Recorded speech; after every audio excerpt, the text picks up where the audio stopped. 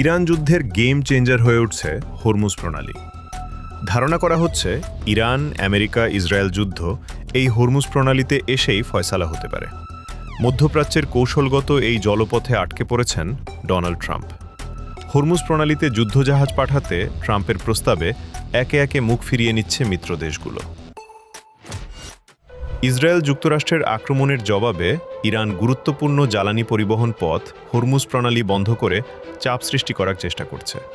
বিশ্বের সবচেয়ে গুরুত্বপূর্ণ কৌশলগত সামুদ্রিক পথ দিয়ে প্রতিদিন বিশ্বের প্রায় 20% জ্বালানি তেল ও প্রাকৃতিক গ্যাস সরবরাহ হতো, যা এখন বন্ধ রয়েছে।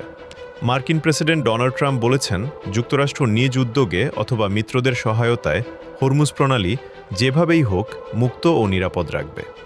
এ পরিস্থিতিতে যুক্তরাষ্ট্রের প্রেসিডেন্ট ডোনাল্ড ট্রাম্প সম্ভাব্য একটি আন্তর্জাতিক নৌ নিরাপত্তা জোট গঠনের প্রস্তাব দিয়েছেন।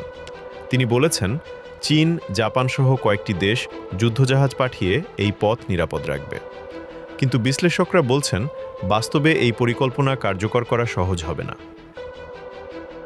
এদিকে প্রধান 2 লক্ষ্য অর্জনে ব্যর্থ হওয়ায় ডোনাল্ড ট্রাম্প এখন ঘরে বাইরে ব্যাপক সমালোচনার মুখে পড়েছেন।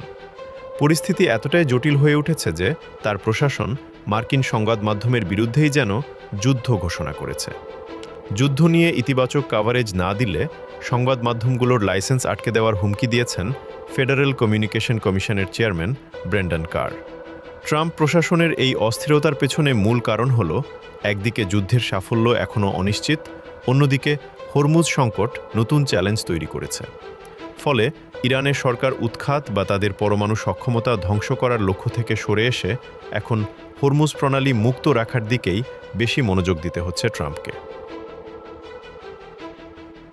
নিজেদের সামরিক শক্তিমত্তা নিয়ে উচ্চবাচ্য করা মার্কিন প্রেসিডেন্ট এখন বুঝতে পারছেন, যুক্তরাষ্ট্রের বাহিনীর পক্ষে একা হরমুজ প্রণালী মুক্ত করা সহজ নয়। তাই তিনি তার সামাজিক যোগাযোগ মাধ্যম ট্রুথ সোশ্যালে একের পর এক পোস্ট দিয়ে মিত্র দেশগুলোর সমর্থন চেয়ে যাচ্ছেন।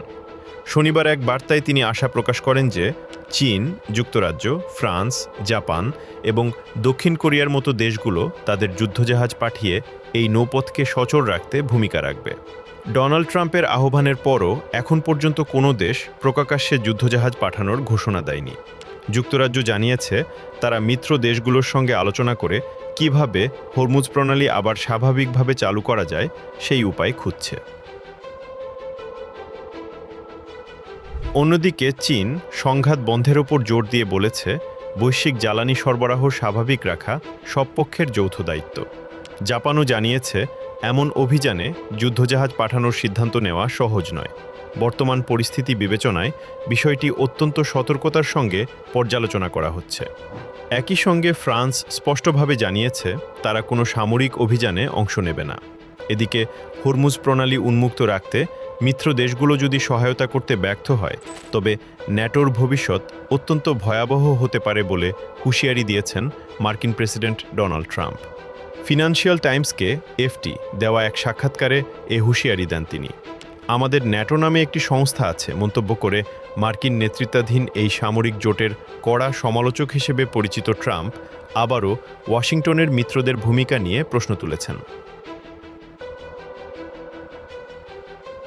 ট্রাম্প ফিনান্সিয়াল টাইমসকে আরও জানান, গুরুত্বপূর্ণ এই জলপথ হরমুজ প্রণালী সচল করতে চীন সরকারের ওপর চাপ সৃষ্টি করার লক্ষ্যে তিনি এ মাসের শেষের দিকে পূর্ব নির্ধারিত শি জিনপিংয়ের সঙ্গে তার সম্মেলনটি পিছিয়ে দিতে পারেন। ট্রাম্পের যুক্তি, আমেরিকা নয়, বরং চীন ও ইউরোপই উপসাগরীয় অঞ্চলের তেলের ওপর বেশি নির্ভরশীল। তাই যারা এই প্রণালী থেকে সুবিধা পায়, সেখানে যেন কোনো অপ্রীতিকর ঘটনা না ঘটে তা নিশ্চিত করার দায়িত্বও তাদের।